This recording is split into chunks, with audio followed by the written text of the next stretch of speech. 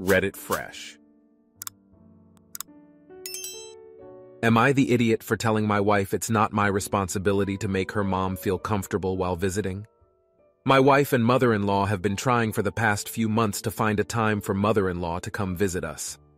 Mother-in-law is currently separated from her husband, my wife's stepdad, and is kind of bouncing from family member to family member helping them out.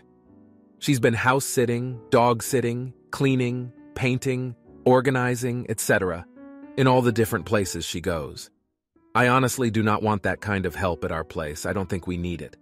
But my wife wants mother-in-law to visit so she can at least spend time with our 3-year-old son. 2 weeks ago, mother-in-law texted my wife on a Thursday to let her know she would be coming the next day. Not the most respectful or convenient thing to give 1 day's notice, in my opinion, but not the end of the world. She also told my wife that she plans on spending 2-3 weeks with us. Again, that seems like a long visit and a bit presumptuous on mother-in-law's part. I told my wife I would appreciate a bit more advance notice, and she just kind of said this was what works for mother-in-law. I asked about the long stay, and my wife said that she has a lot of work stuff going on the next couple weeks in the evenings and on weekends, so that mother-in-law could help me out at home. I told her I don't need the help and I don't necessarily appreciate the implication that I do. She told me it will be good for mother-in-law and our son to spend some extended time together. Last week, my wife did have to work in the evenings and on Saturday. I tried to keep to our son's routine as best as possible, but mother-in-law kept indulging him whenever he wanted to stay up later or play outside later than we usually do. Not a huge deal in the grand scheme of things, just kind of frustrating. But my son loves playing with mother-in-law, so I didn't say or do anything about it. What I did do was pretty much ignore mother-in-law after my son went to sleep or when my wife was home. I just hung out in the basement and relaxed. I wasn't rude to her. I just didn't really initiate conversation or go out of my way to spend time with her. I guess she told my wife that I have been making her feel unwelcome and uncomfortable. My wife confronted me about this over the weekend and told me I need to be nicer to her mom and make her feel more welcome while she visits.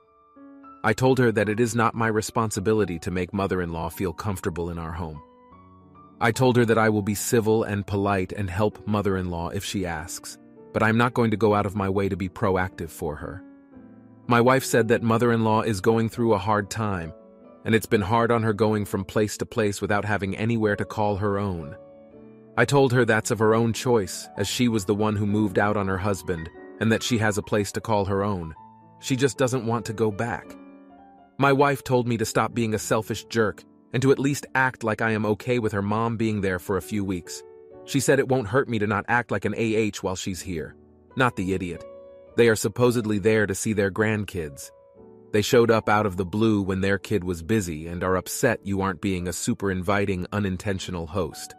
Not sure why the mother-in-law expects such a warm welcome when just basically crashing on people for weeks at a time. Not the idiot. I would definitely be less than polite if someone gave me 1 day of notice to stay 3 weeks, then proceeded to not respect my routine with my son, and then expect me to entertain them. In my opinion, it's ridiculous. I understand she's having a hard time, but imposing like this, you'd think she'd be more respectful. Now for the next story. Am I the idiot for telling my daughter she can't go to her dream school but paying for my son to go to his? I'm male, 49, and I have 2 children, Jake, 23, and Nikki, 17. Their mother and I are divorced. I have full custody and she sends no support. Both of my kids are good kids and good students with good grades. Jake got into his dream school but didn't get any scholarships. His undergrad school is one of the best schools in our part of the country, and it's expensive. I didn't want him to take out loans and have to carry a debt, so I'm paying for his tuition and living expenses. The total cost is roughly $50,000 a year. He's following in our family tradition and pursuing a career in dentistry. I'm not a dentist, but we have about a dozen dentists and oral surgeons in our family. I will also be paying for his dentistry degree. While I know it will be costly, I view this as a good investment as he'll have a starting salary of about $120,000 as a dentist in our area. If he decides to become an oral surgeon, his starting salary will almost double that figure. Nikki is a senior in HS. Like her brother, she's a good student and will have a good chance of getting into her dream school, but she has a low chance of getting any scholarships. Her dream school is also a very good one, located in the middle of a very expensive city. Tuition and living expenses will be roughly $75,000 a year. The problem is that she's dreamt of being a teacher since she was little and has made it clear she will be an education major because she wants to be a middle school teacher. The other problem is that the salary for middle school teachers in our area is $48,000, $60,000 in our area. I fully realize that she can move and work elsewhere, but I can't imagine there are many middle school teachers in the US making six figures. I don't view paying $300, $000 plus for a career that tops out at $60,000 as a wise investment. I told my daughter that the state school that's 2 hours away has a good education program, and her tuition and living expenses will only be about $20,000 a year. I view paying $80,000 for a teaching degree as a much better investment. I've tried discussing the matter with Nikki, but she gets distraught every time I've brought it up. She cries and accuses me of favoring Jake and being a sexist, which is not true. I told her if she picks a major with a $100,000 starting salary, I'll gladly pay for her to go to her dream school, but there's no way I'm paying $300,000 for her to be a teacher. Now she's got family members involved. Some are staying out of it, some agree with me, and some are telling me not to play favorites. I feel terrible, so I'm beginning to doubt myself. Am I wrong? Edit to answer a recurring question. I thought I made it clear, but apparently I didn't. I'm not limiting Nikki's education to $20,000 a year. I told her that's the max I'm willing to pay for her education degree. I'm more than happy to pay $75,000 a year if she picks another degree that will have a better return. For a while, she thought about being a doctor and fell in love with England. We have family there, so I even offered to pay for her to go to Oxford, which will be double the cost of her brother's tuition.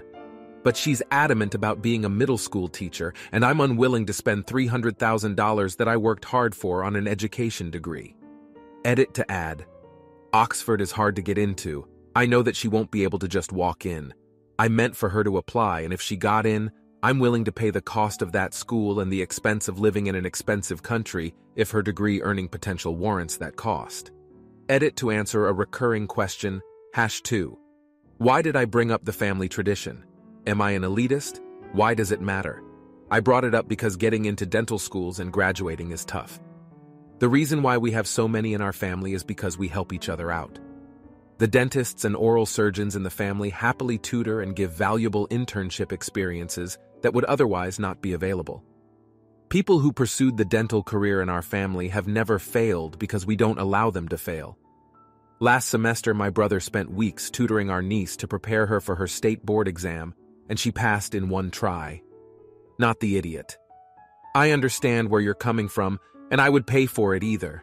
It's a lot of money for just a middle school teacher when she can go to another school which will teach her the exact same thing, but for way less tuition. You're the idiot. You should feel bad. You're paying fully for the child who will make enough to easily pay off some loans with a great profession and shitting on your daughter who is wanting to be a teacher, which is incredibly noble and needed in this country, to burden her with loans that she will take forever to repay because she will make crap. Because we treat teachers like crap. And guess what? Apparently so do you. Now for the next story. Am I the idiot for asking my 25F sister, 20F, to fix her overgrown two-toned hair before my wedding? My female 26, wedding is in 3 months. Both of my sisters, Sadie female 29, Olivia female 20, are my MOHs. My wedding is going to be elegant and big, as the groom and I have a lot of friends, family, and we've always dreamt of an extravagant wedding. I have a good relationship with both sisters. However, my younger sister, Olivia, has made the process a bit difficult as a bridesmaid. I chose a light, dusty pink for the color of the bridesmaid dresses and let the girls pick what style they wanted. Immediately, Olivia says she's going to feel insecure as she's so pale and the dress will make her look red. I suggested a spray tan, as the color of the dresses had already been set in stone to match the rest of my wedding, but she said absolutely not. Fair. I didn't hear anything else about the dresses, but now I'm in a predicament with her again, and I'm not sure if I've made a mistake by making such a big deal of this. Olivia regularly highlighted her dark brown hair with blonde for years, but decided about a year ago to grow it out and let it get healthy, meaning no dye. A month or so in, her hair didn't look terrible, more like a balayage, but now we're around the year mark and her roots are straight up brown, and there's a straight line, no blending, of blonde for the last 8 inches of her hair. Olivia has insisted she has her hair down during the wedding. However, I don't want her roots and hair on full display during pictures, ceremony, and throughout the night. I love my sister and respect what she wants to do with her hair. However, her hair is an eyesore, and I've never seen anyone let their hair look like this for this long. I told her I would pay for anything she wanted done to it, as long as her roots were at least a bit blended for the wedding. She says that she doesn't want to put any more chemicals on it, and is leaving it, and I won't change her mind. I told my hairdresser about Olivia's POV. We go to the same hairdresser, and she told me that there are plenty of things she can do for her that can make her hair look blended and still be healthy. Olivia still refuses, despite me offering to pay and telling her our hairdresser said she could make subtle changes and preserve her hair. I should add that her hair is not breaking or fried. She simply wanted a break from dyeing it to get it as healthy as she could and to grow it out. This day is one of the most important in my life, and having someone in my wedding party with unkempt roots is something I don't want. I'm not asking her to cut it or change the color, just blend, transition the colors. She's irritated because my other sister and mother have told her that she should change it for the sake of not ruining pictures. Am I the idiot here? Edit. I am overwhelmed with responses, mostly YTA votes, and I want to add a couple of things. My sister doesn't want her hair up because she doesn't like how it looks up. People are inventing medical reasons that simply do not apply to her. She doesn't like her hair up, that's her reasoning. Her dress color was made a big deal of until I suggest she can get a spray tan because I'm not changing the colors of my wedding this close to it. I don't have enough characters to add in every detail of this fiasco, but it is dropped now. Photoshop is a great solution, except she'll be in every picture of the wedding party. That is so time-consuming for the photographer that it isn't realistic. I don't expect her to dye her hair completely and put bleach on it again. I just asked her to let our stylist do anything she can to blend the roots. Stylist said she could easily do a gloss with non-permanent dye, and then a hair treatment to ensure her hair is still healthy. Sister won't go for it still, and to answer the question, no, sister does not get her hair trimmed. She is trying to grow it while still not taking the right steps to do so. I feel like I'm out of options as everything I've suggested to compromise with her, she says no. It's a big deal to me that her hair doesn't look like a Halloween costume while I'm spending so much time and money for this event. Not the idiot. I can't understand why she can't have her hair in an undo at least for the ceremony and pictures. For all of the YTA votes, it's not about the color. It's about how tacky and unaesthetically outgrown roots look. She can dye them or not dye them however she likes. But for one day, she can have them up and not insist on having them down in plain view of the photos. For all those suggesting Photoshop, you do understand that the bride will have to pay the photographer extra? No idiots here. Well, you're going to get called a bridezilla big time here. But, with a sigh, I'm going to say it's complicated. You are having a formal wedding and want nice pictures. It's not her wedding, but it is her hair and she doesn't want to change it. And you are siblings and don't want to give in to each other. If I were her, I would just wear it up. But Emo, she's not going to accommodate you in any way, so act accordingly. Only you know what you need to do. Now, for the next story. Am I the idiot for saying that it is fucking weird that my ex-wife's newborn has my last name?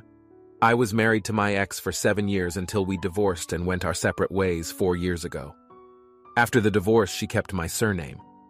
I didn't necessarily like it because it felt like she was still attaching herself to my family, but I could understand the practical reasons enough not to let it bother me. She recently gave birth to a baby and posted a picture of said child and revealed its name. A friend sent it to me commenting about the surname and asking if I knocked her up. Following that, 4 more people directly contacted me either congratulating me or asking for confirmation whether it's my child or not, and my mother says she's been catching whispers about it too at church. I bumped into her and her sister in town and obviously congratulated her, then asked about the kid's name. She said the name. I asked about the surname and she confirmed that the child's legal surname is obviously XYZ, mine, and asked if there was a problem. Now that pissed me off. My surname is very unique, especially in the area since my family is not originally from her, So when people hear the surname, they naturally think of my family and assume that this is my kid, and it fricking isn't. Worse, the father is apparently in the picture, so I don't know what the frick is going on there. I straight up said that it was fricking weird that she's giving her newborn the surname of the man she's divorced from, who isn't in any way linked to the kid and sounds almost obsessive.